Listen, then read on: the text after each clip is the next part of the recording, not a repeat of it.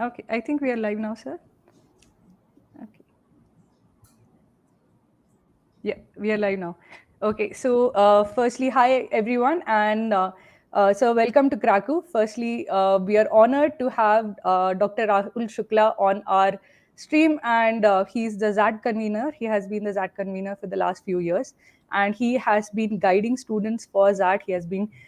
He has come on Krakow streams earlier, and he has given like immense guidance to a lot of students who are preparing for XAT.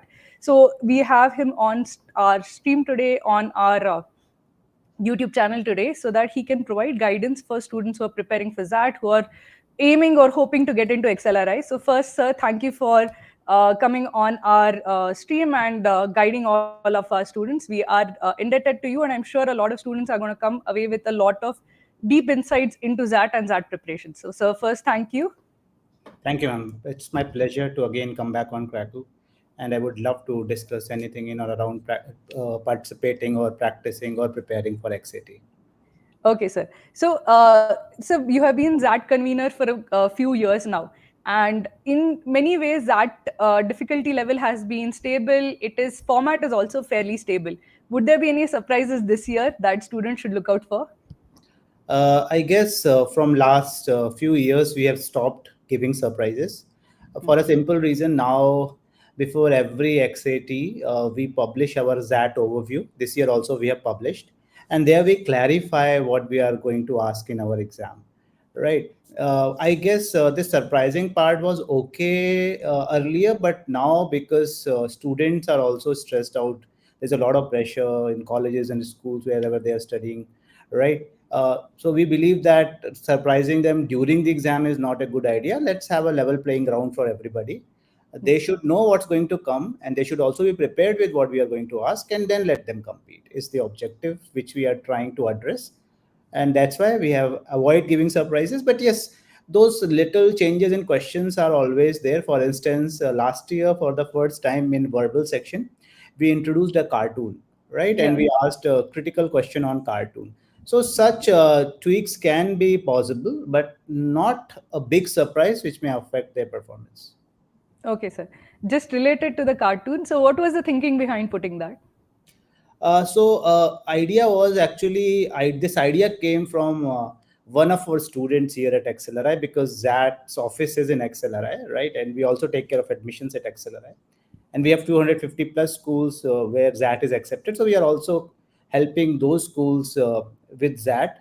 But one student from XLRI came to our office and discussed the possibility of using something in or around memes, or something in or around, these days kids are into, or our students are into, animes. So he said, sir, those are the interesting areas which I guess would be helpful to the current generation, and there they use their brains. So we thought, let's try to experiment this year. We would not get into animes right away, right? So we picked a very good, beautiful cartoon from, I guess, the New Yorker. We also gave a reference of it, and it worked well. It went well with students. Okay, so I personally liked seeing it. It was whimsical, and it was something that actually makes the process of taking exams a bit more enjoyable, because you see something which is creative. That also is like very nice in an exam also. Correct. Sir, for those who are preparing for that and who are slightly intimidated by the exam, what would you say to those students? I guess now there is no point of getting intimidated, because we have provided enough resources. Our question papers are also available on our website. Lots of experts who were a part of that team previously, they have also come on different channels, right? And a lot of material is available around how that has to be cracked and what needs to be prepared before you want to appear for XAT. So there is nothing to get worried about. Of course, if you are not prepared well, any exam, be it XAT or other parallel exams, can create fear in you. But if you are good enough, you have put enough efforts, you are aware of what questions can come, you have already practiced enough, I guess then the fear and anxiety would not bother you much. But yes, of course, I would not deny in saying that chance also has a role to play. Like if it is not your day, even if you are very well prepared, chances come down. If you're well prepared, of course, and it's your day, you would do wonders. But you should not go by if it's not my day. You should always believe it's your day, right? Yeah. Sometimes there's something called manifestation. It also helps, right? You start Mhm. manifesting from here onwards that it would be your day. So of course it would be helpful. Okay, sir. And so for a lot of students, they start their preparation after CAT is over. So somebody who has spent like a lot of time appearing and preparing for CAT, and they are now looking at XAT and now starting their preparation. What would you say should be the areas they should focus on? What would be the incremental areas that they need to work on? So I would suggest that please don't delay the preparation of XAT. When you are preparing for CAT, of course, uh, the CAT is also on the same lines except for a few sections in XAT. So if you're preparing for exams like CAT or other parallel exams, at least take one mock test on a weekly basis of XAT as well, right? Because you will realize that QT and verbal are even in other exams, right? When it comes to decision making, of course it's not there, but we have also, if you had seen our previous year's papers, we have tried to bring in those contexts which are more relatable to Gen Z's, right, or Yeah. those who are working.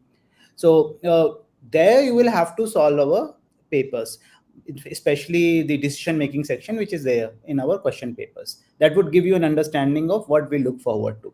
My only suggestion would be that please don't delay the preparation. Don't believe that you will be able to prepare because you have a month's time after CAT, right? So continuously keep preparing. You never know, right?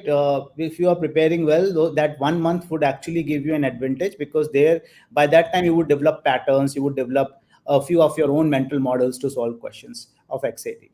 So continuously prepare. I would, if you don't have enough time, you want to majorly focus on CAT, then of course you can take a few mock tests on a Hmm. weekly basis or fortnightly basis, but don't delay your preparation, or don't believe that you will only prepare after CAT, because after CAT, XAT is the only exam which has been already vetted by AICT. It's an AICT approved exam, and 250 plus schools accept its scores, right?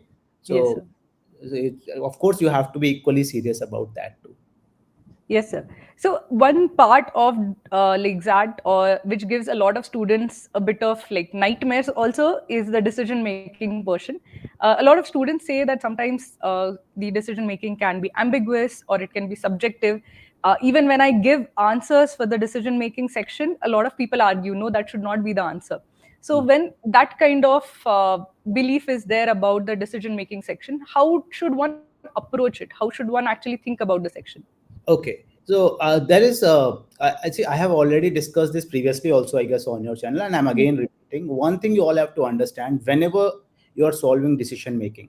Decision making itself is logical in nature, Hmm. right? It's a kind of logical reasoning, Yes, sir. right? We don't name it logical reasoning the way we name in verbal section. It's a logical reasoning of arriving at a best decision in a given scenario, right? Hmm. So wherever emotions come into the picture, right, wherever your own understanding of your context comes into the picture, obviously you will end up making a mistake, right?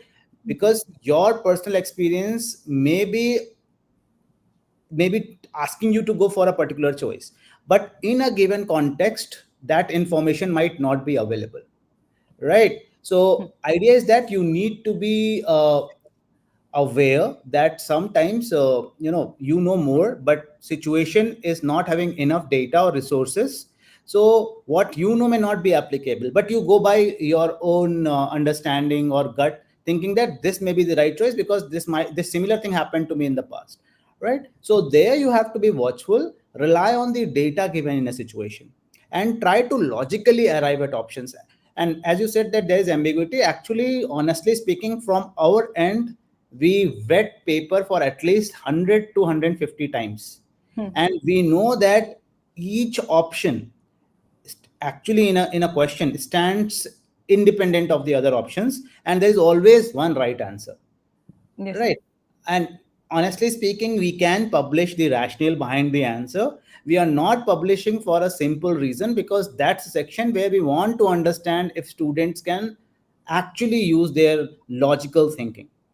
Right. Because this section is is very rigorous. It requires a lot of hard work, right? But of course, if you have some good understanding of decision making, you can easily arrive at answers. And if we start publishing rationale, then we will not have enough scenarios to develop questions, right?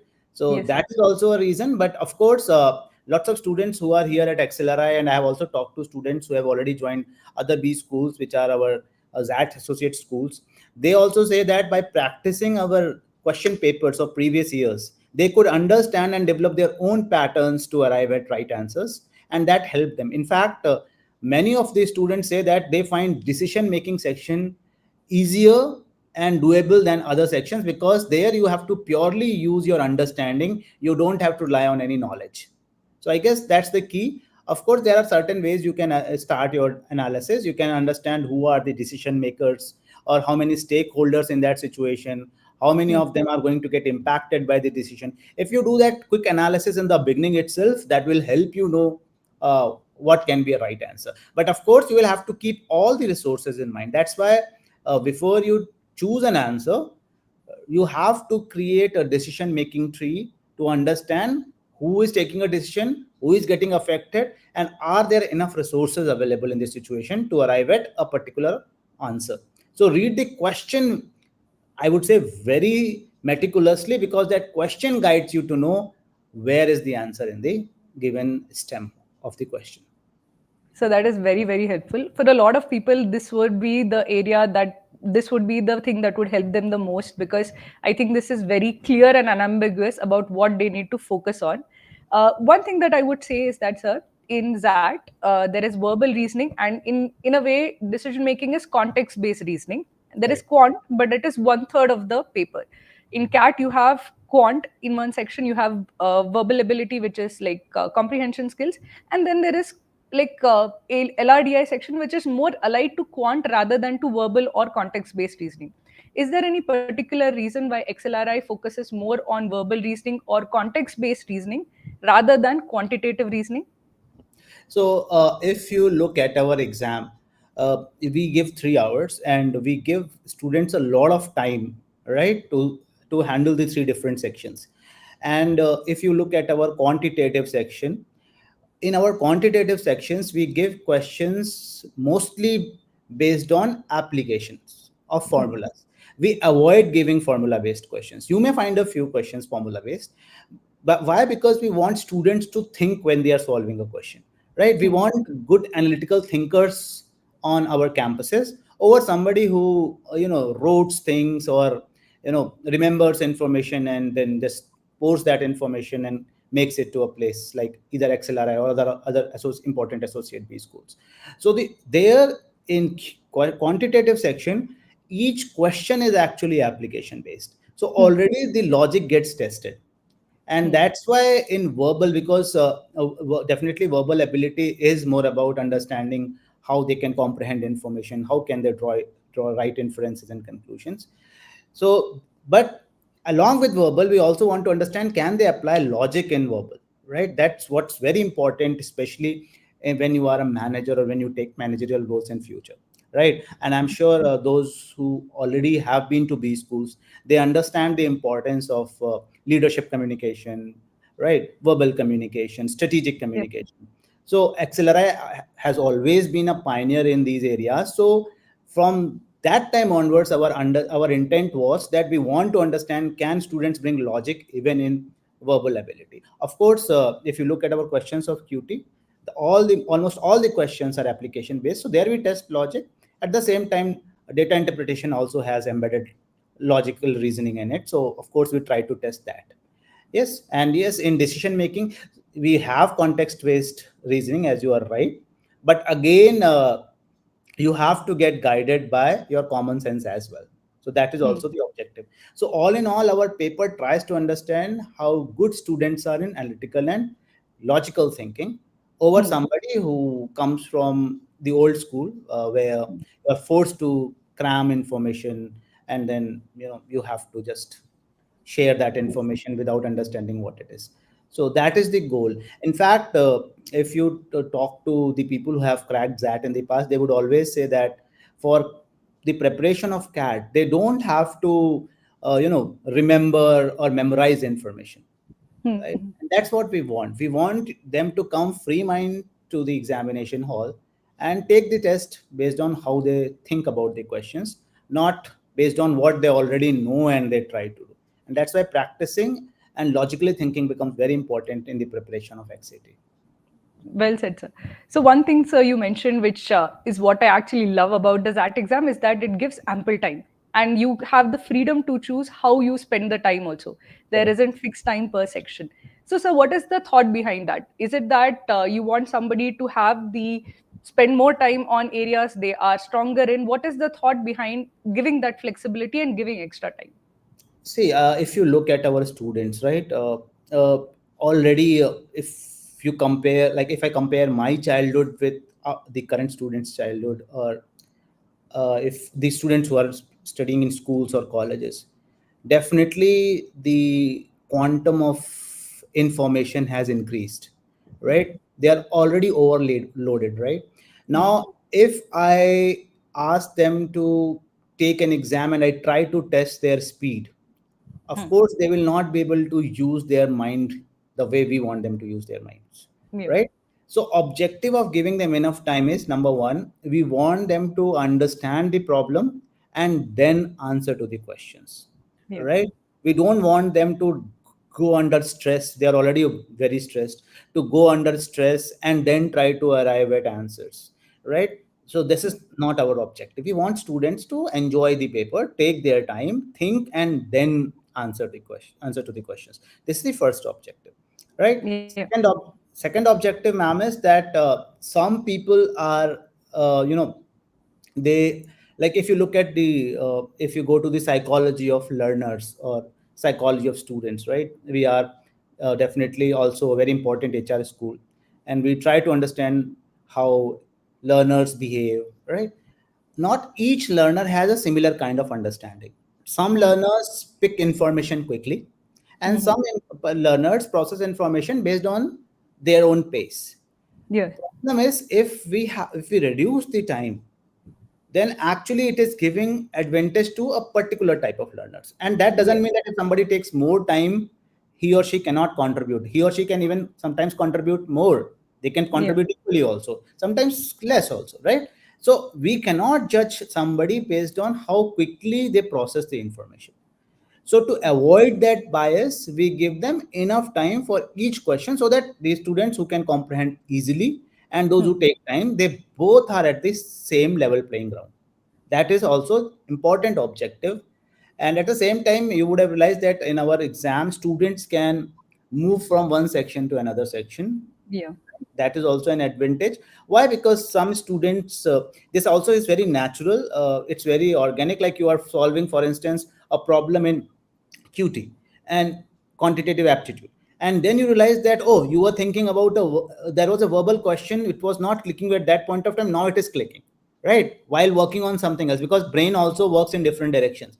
So I can, in the middle of my quantitative aptitude section, I can go back to verbal, answer to that question, and again come back to my quantitative aptitude section, right? Yes, sir. So this liberty, this freedom, and giving your brain enough time to process and also analyze is the objective behind giving enough time for all the three sections at the same time, allowing them to move from one section to another section without any issue. Yes, sir. One thing that I noticed about your emphasis on the format also is that you want application based questions, and also there is time that is given. There are a lot Yes. of students who, when they ask, like when they come for coaching, they want hacks, they want like quick shortcuts, like Hmm. tricks to getting to the answer. Is this that you actively try to discourage through the questions where somebody finds the answer without understanding how to answer the question?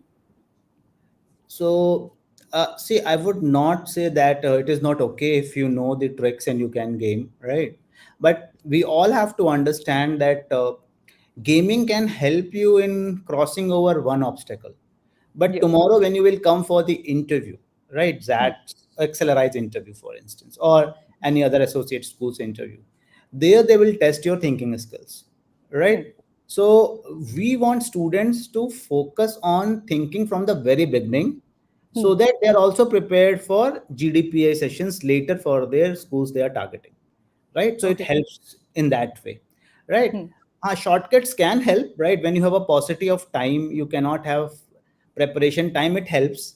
But again, it doesn't give you an in-depth understanding of the concept. So I would, as a professor, I would always suggest that if you have enough time, please delve deep into the concepts so that tomorrow, if you have to create deviations or create your own shortcuts, it would be easy for you.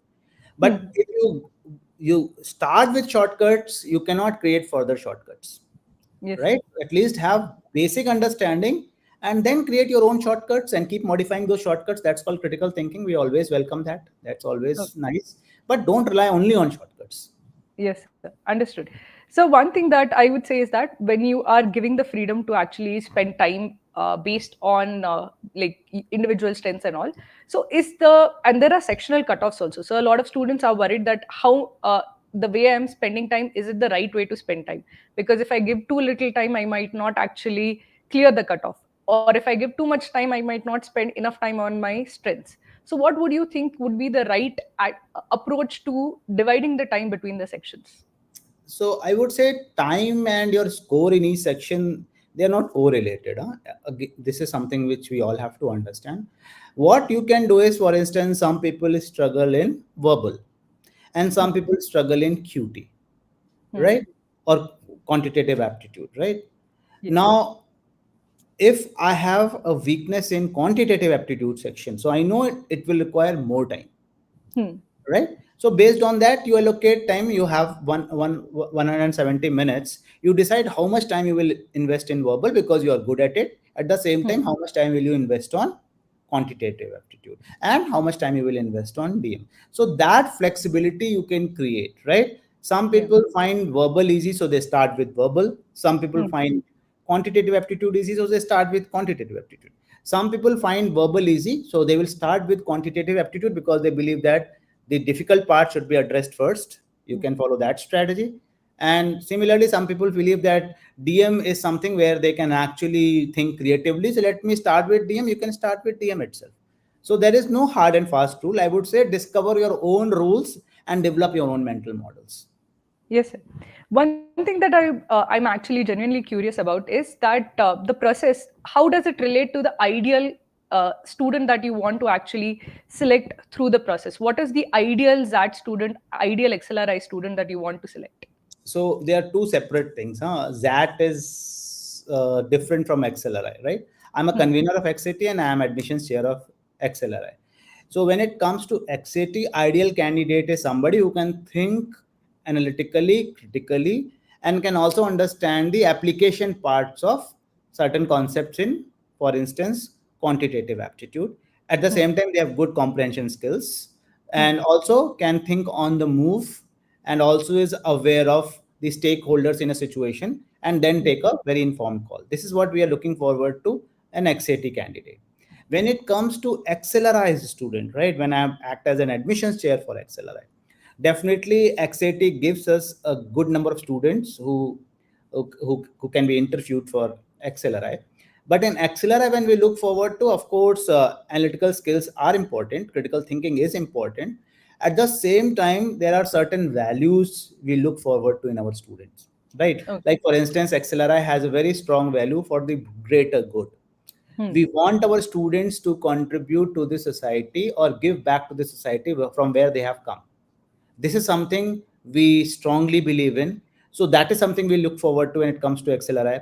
We also look forward to those candidates who have a very good respect for people who are at a disadvantage in a society, right? We look forward to such candidates. We look forward to candidates who want to contribute immensely to the nation building process. So there are certain parameters we have, and we try to understand them. In fact, if you, I don't know how much you know about or how much have you researched about Accelerate interviews. There are transcripts available on different platforms. Uh, in XLRI, we never try to ask memory based concepts in our interviews also. Yeah. We have conversations with our kids, right? Yes. We talk to them, we try to understand, we give them freedoms. Sometimes students start sharing their personal lives, though we are not interested, but if they feel like that information is important, we listen to that too. Why we do that? Because we want to understand the students psychology, We want to Hmm. understand how student thinks and can this student be a right fit for our classes. Okay, sir. So, for a student who is actually like, there are a lot of students for whom XLRI is like the dream B school, and they are worried about their profile. How do I build my profile? How do I actually prepare myself? Assuming that even if I clears that, how do I Hmm. actually build my profile so that I get into my dream B school of XLRI? So, what advice would you give to that person? I guess these days students are very smart. They are already in touch with our students through LinkedIn Yeah. and other platforms. But if you look at our students' profiles here on campus, you will find students from different backgrounds on campus. In fact, yesterday I was a part of a particular selection process of students on campus, and I came across a profile of a student who is actually a bachelor's in English literature from Christ University, right? And this kid is actually very bright, and he is in Hmm. our business management program. Hmm. So so idea is that XLRI, when we say we want a student, there is no specific profile we look forward to, Hmm. right? As I already told you, if you have certain values and you have certain competencies, and you present yourself well, you articulate or you speak in a best possible way to convey what you have done in the past, that helps.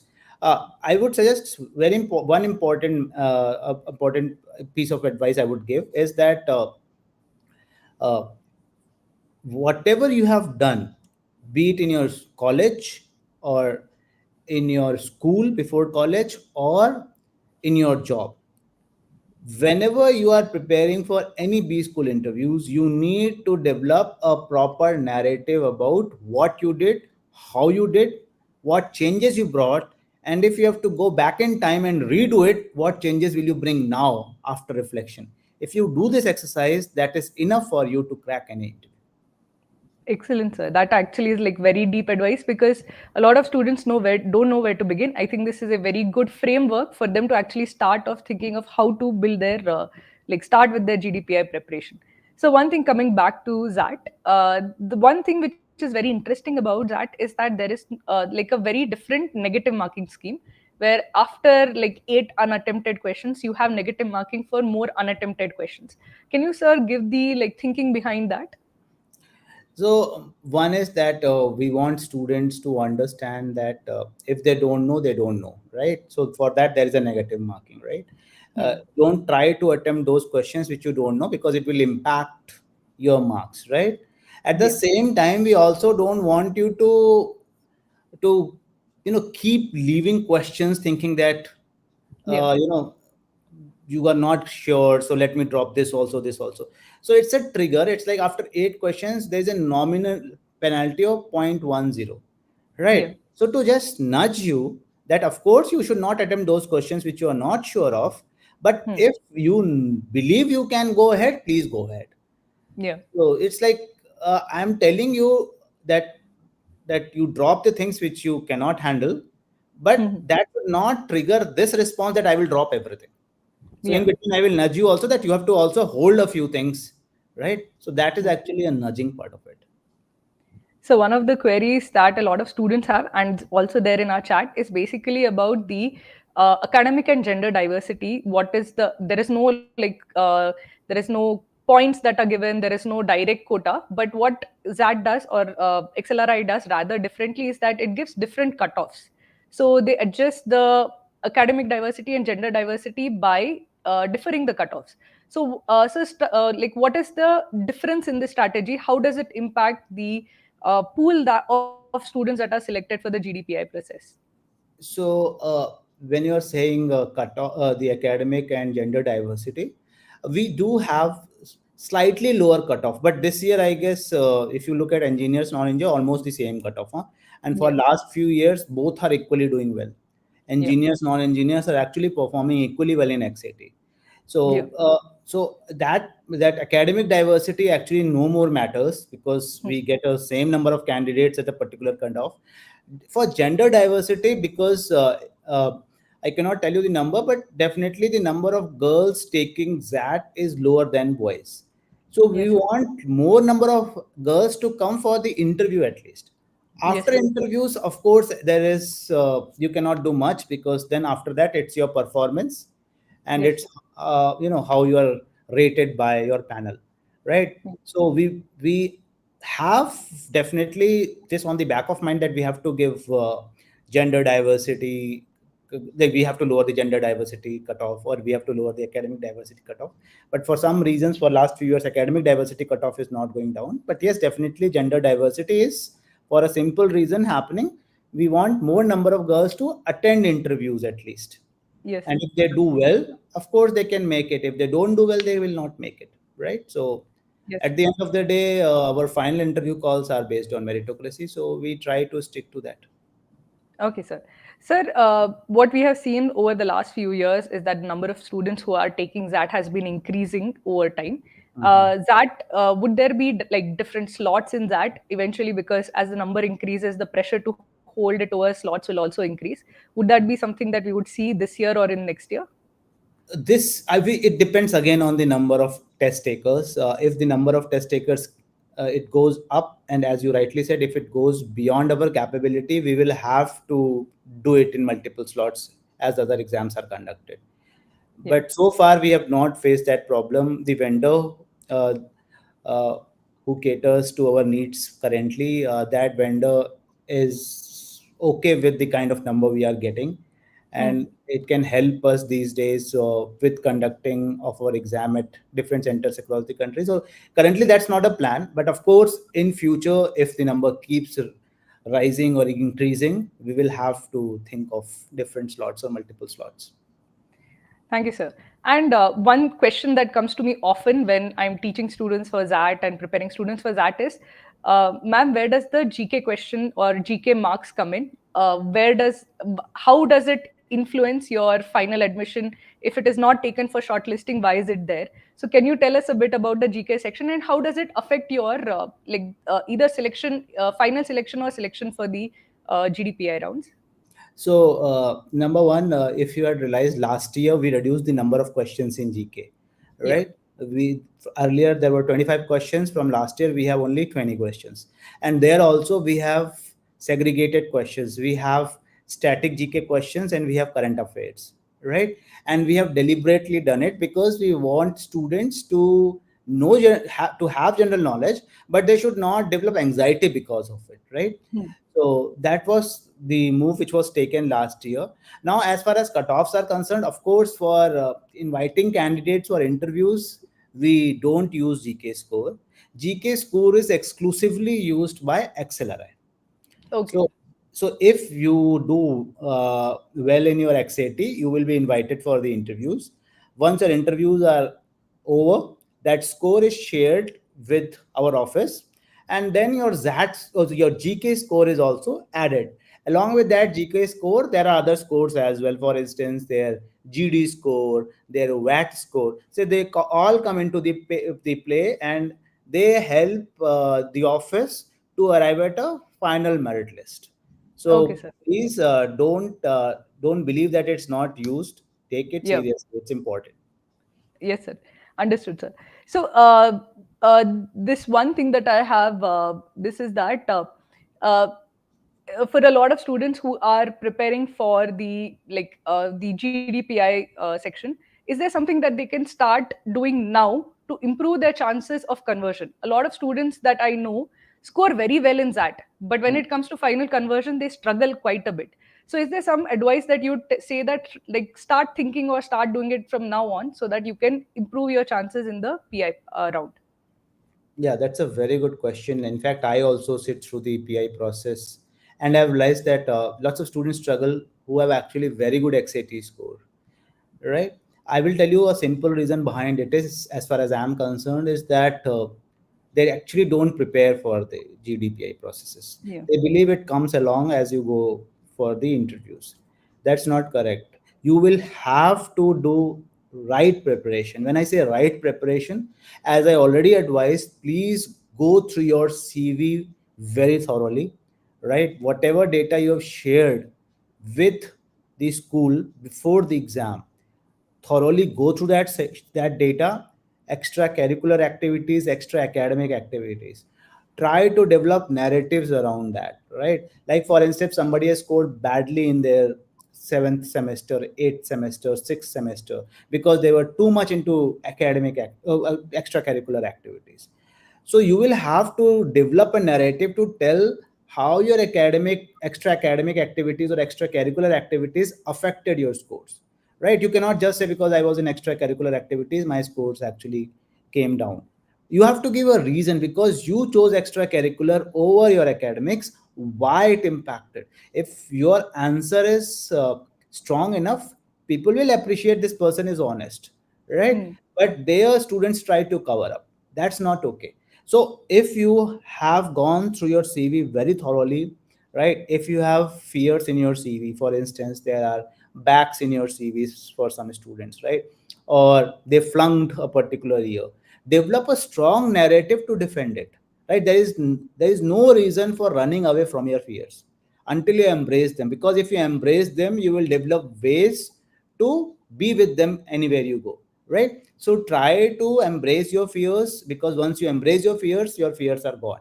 Develop Yeah. strong narratives, go through your CVs thoroughly, and as you appear for interviews, whether they are mock interviews or real interviews, always after coming back from your interviews, develop your script or transcript. Why? Because you get to know what you say. Sometimes you are very confident, you are young, right? You are high on energy, so you believe whatever you say makes sense, but it may not make any sense to the person you are talking to, right? And good thing is these days we have AI, right? You can Hmm. come back and talk it to your AI tool, and it will convert everything what you tell it into a script, right? You Yeah. can download that script and read it and understand the gaps. In fact, you can share it with people who are mentoring you to Yeah. understand what you are saying, is it making sense or not.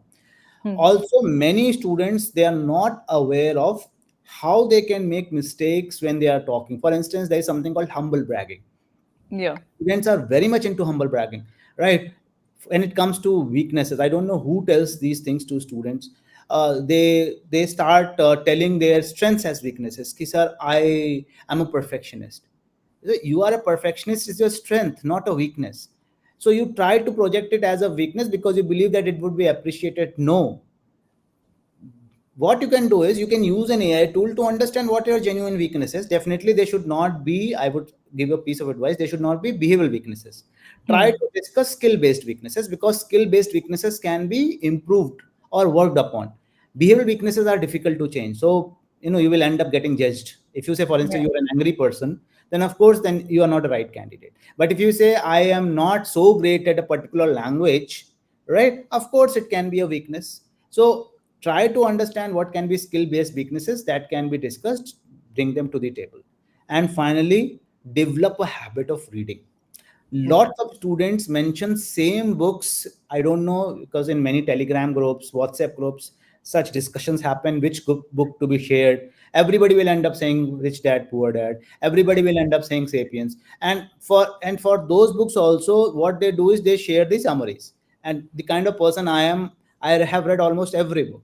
You tell Yeah. me I've read a book, I will start asking specific questions, and there they actually feel embarrassed, right? So Yeah. don't get into embarrassment. Read, make it a point that finish at least 3 to 4 books before you appear for the interviews, so that you can talk about them thoroughly. Yeah, So sir. read, and also read magazines and newspapers. Keep yourself abreast with any current affair going on around you, right? If you Yeah. talk, and try to talk anything there on the table with your examiners with logic. If there Yeah. is no logic, you tell it's my opinion, but try to rationalize. If you Yes. rationalize even simple things, that will help. If you rationalize why you got bad grades, that's fine. Yes, sir. Yeah, sir. That is excellent advice. And for those who are watching, and for particularly Kraku students, I'd like to tell this that please do not lie to your uh, to the PI round. These guys are experts at catching lies. So a lot of people just practice a few lies and go, and they are immediately caught. I remember my personal interview with XLRI. The person who was interviewing me knew my the place of where I lived. He knew the industries around him. These guys are like such experts that they are very very good at everything that they are asking. They're like complete experts. So never lie to a PI round, because to a PI panel, because there your chances are over right then and there. So always be honest. That would be definitely the takeaway from both sir as well as from my personal experience. Never lie about anything when it comes to your interest also. So one thing that I would say is that this comes a lot of times when it comes to like preparing for CAT or XAT or etc. Is that, sir, I have gap years, would that affect my chances of getting into XLRI? And this is something which is like a big anxiety for a lot of students. So what would you say for those students? See, honestly speaking, if you are talented, right, if you bring analytical thinking to the table, you are a logical person, these gaps don't matter, right? But if there is boy A or girl A and there is a girl B and boy B, one is logical, both the pairs are logical, analytical. At the same time, one pair is having a gap year, another pair doesn't have a gap year. Of course, those who don't have a gap year will get an advantage if they are equally logical, Yeah. right? So it is all relative. It depends upon the situation and the people who are appearing for the interviews, right? But yes, if you are logical, it's and you are always analytical in your approach, I would say that that helps you in getting into any of the important B schools across the country. This is something that I hear often when it comes to gap years, is that there were students who basically took gap years to prepare for, say, UPSC. I know that XLRI gives a lot of weightage for those who have either ambition to serve in public service or who have those kind of leanings. Would Mm. that be a negative or would that be a positive for somebody who has a gap year because of that? So I would say that if you prepared for, I have a student. She, I guess I cannot tell her name here, but then she is currently working, if I'm not wrong, with one of the important FMCG companies. She was with us from 2021 to 2023. She had 5 years of gap. Oh, wow. She could not crack the UPSC PI round, but Yeah. she could reach the PI round for 4 times back to back. Okay. So she could make it to XLRI. In fact, when she was appearing for the interview processes her summer internship, she reached out to me saying, "Sir, what should I tell the interviewers? Right, these corporate guys, will they understand the relevance of what I did?" Hmm. Honestly speaking, whenever I talked to her, I myself felt so nice because she gave me a lot of information, that too with a critical perspective, which I would have never gone through if I had not talked to her. Hmm. So we tried to understand how she can talk about what she studied in her interviews and Hmm. could connect what she studied with what the company does, so that they can understand the relevance of her knowledge. And she was the first girl to be selected for that particular company for their summer internship program. And then she converted it into a PPO, and currently she is in the same company. So I would Excellent. say that it's not a gap problem at all. It is always dependent upon how you connect your thoughts. And if you have definitely honestly worked hard, see, we all have to understand exams like UPSC are not easy to crack, right? Yeah. Even if you are a genius, there are good number of students who are appearing for such exams and they are also equally good. Yeah. So there, it's also sometimes a role of luck, right? Hmm. Even if you make it, it's also somewhere some luck is there. I will not say completely, definitely it's a hard work, but some luck helps, right? For Yeah. some people, it will not be a lucky day. So when they prepare, work hard, we need to respect that. And as candidates, you also have to understand that I will have to use this knowledge somewhere.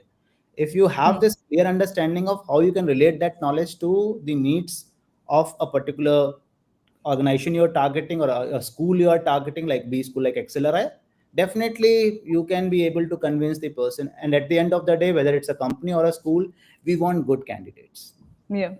right? It's not Yes. that they only look good on papers. They should Hmm. also be good at thinking and understanding. So if you have it, you will make it. Yes, sir. So this is something that a lot of students are also asking in the like our YouTube chat window also. Sir, a lot of students have the fear about poor marks in, say, 10th, 12th or undergrad score.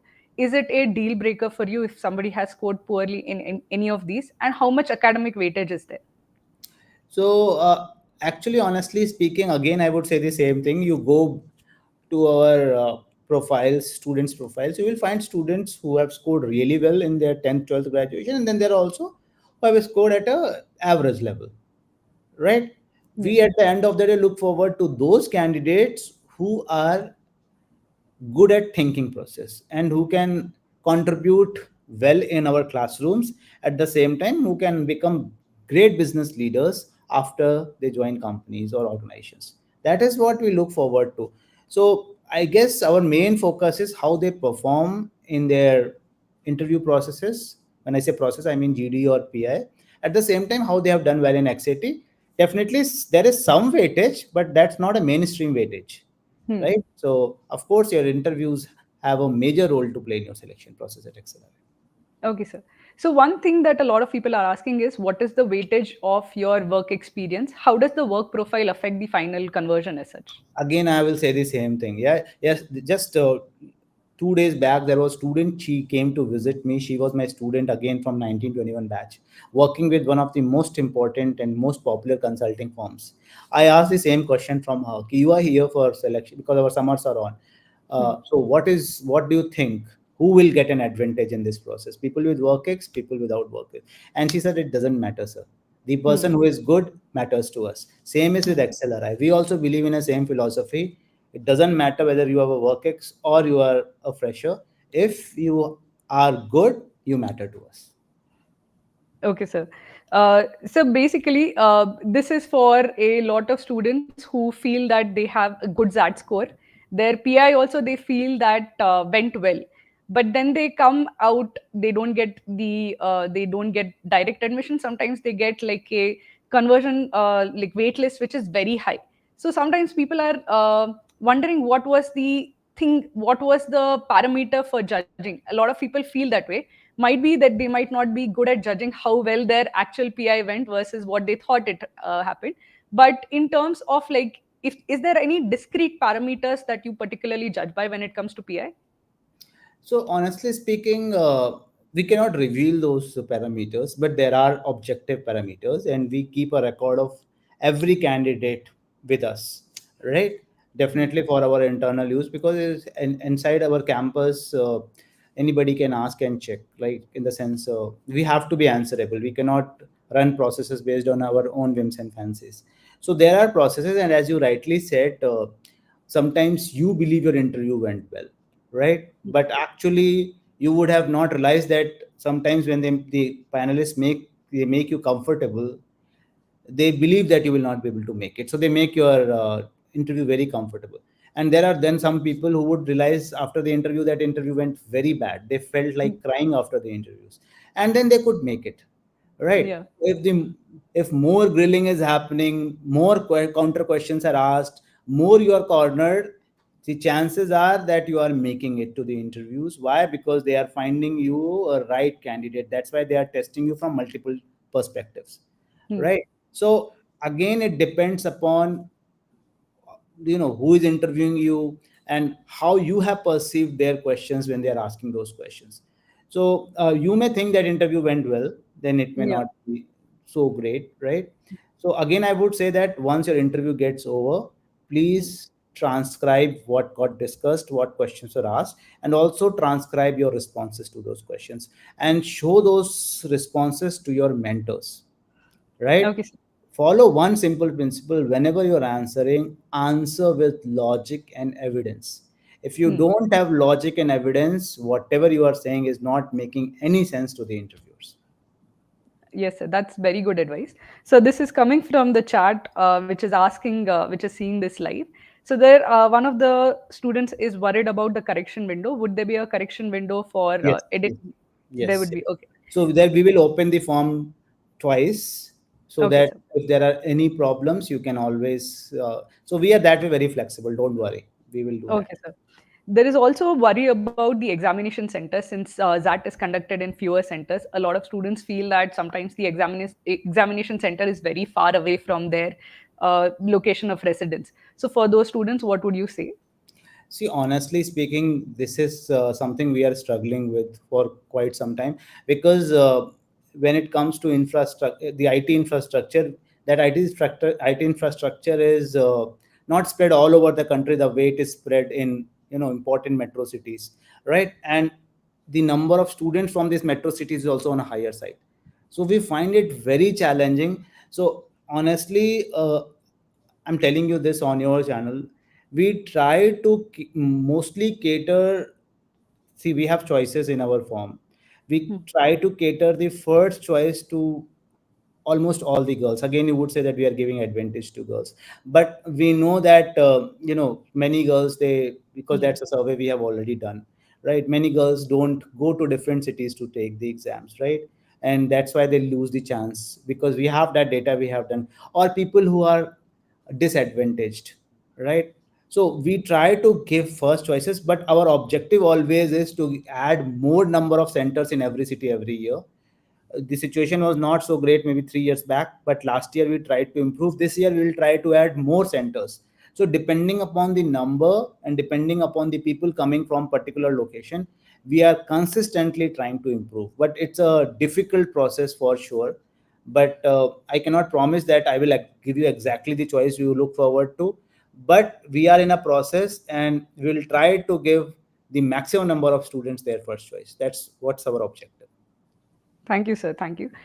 This is one something which is more that is coming from the live chat as such. One small request before we actually go to the question. For a lot of students who are watching this, guys, please like the stream because it will help reach more students, and the more students know about that, know about how to prepare for that, the better it will be. So, guys, please like the stream, and first also like the stream to thank Dr. Shukla, who has been so patiently answering all these questions. So again, sir, many of the questions come from some anxiety that many students have. Again, the question is about difficulty level and pattern change. Would there be any difficulty level change or pattern change this year? See, I guess there was, if you go back in time, maybe 20 years back or 15 years back, the paper used to be challenging, right? I will Yeah. not say difficult, but challenging. When I say challenging, the kind of questions we used to ask, they were forcing students to use their thinking from different perspectives. From last few years, we have tried to reduce the ambiguity in our questions, and we have tried to reduce uh, the the levels of thinking required for solving questions. So we are continuously working, but we are not making our paper easy or difficult. We are trying to make our paper analytical. We look forward to analytical people or analytical students. So we are keeping analytical, we are keeping it logical, and our questions require critical thinking. But of course, the level of ambiguity, which was 15 years back, in fact, which was 10 years back or 8 years back, that has definitely come down by several notches, right? So we are continuously working on it every year. From the time I have taken over this office, I do difficulty analysis of each question, and I try to understand why this question is difficult, and if the question is actually considered difficult from our perspective, right? When I say Yeah. difficult, doesn't mean that it's actually difficult. How many students actually didn't attempt that question? Based on that, we try to understand the difficulty. And from last 2 years, I am trying to reduce such questions or reduce the ambiguity in those questions. So if you look at our last 4 years, 5 years paper, you would realize that they are becoming more doable. In fact, we have added more clarity. Hmm.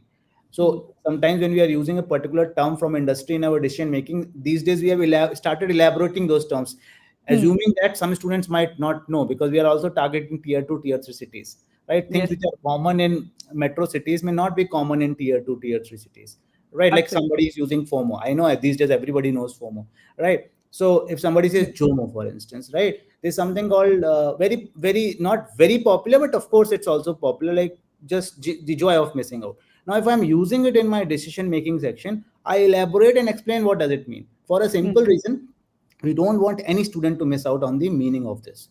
So Yeah. we are consistently working, and I'm sure if you are planning to take the test this year, you will find it definitely lesser than the previous year, and it is consistently coming down.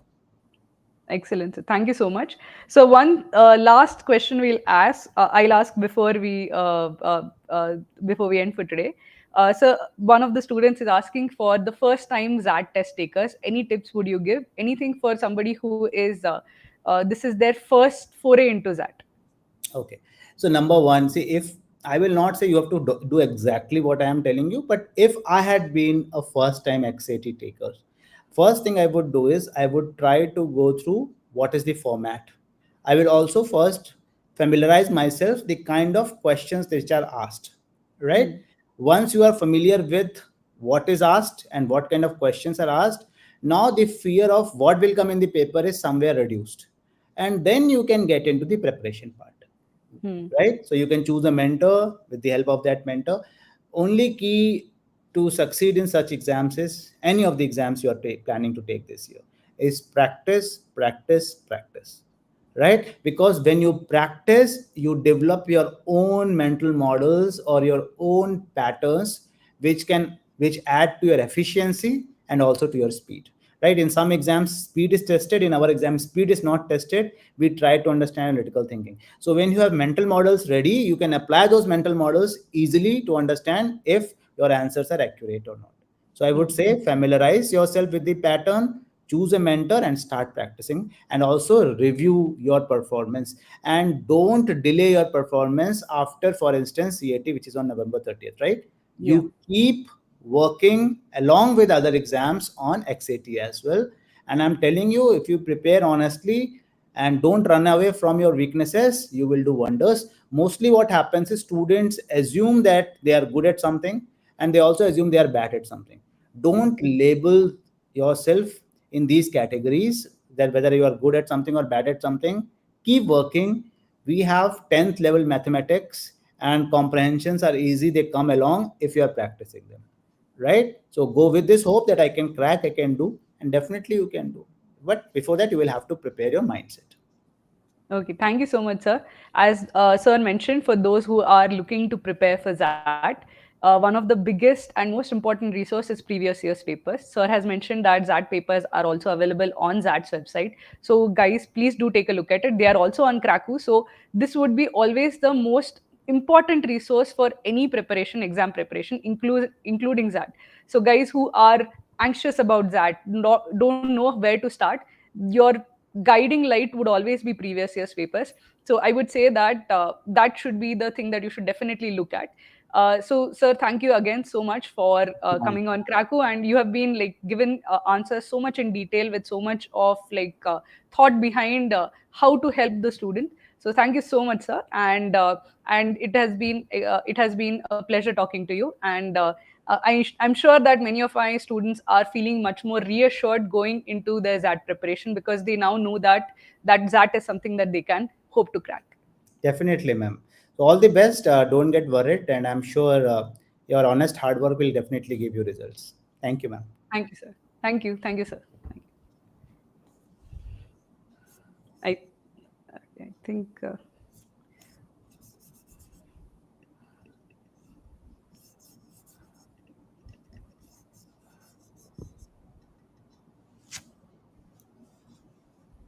I okay. I think they have stopped the live session, sir. Thank you so Okay. much, sir. You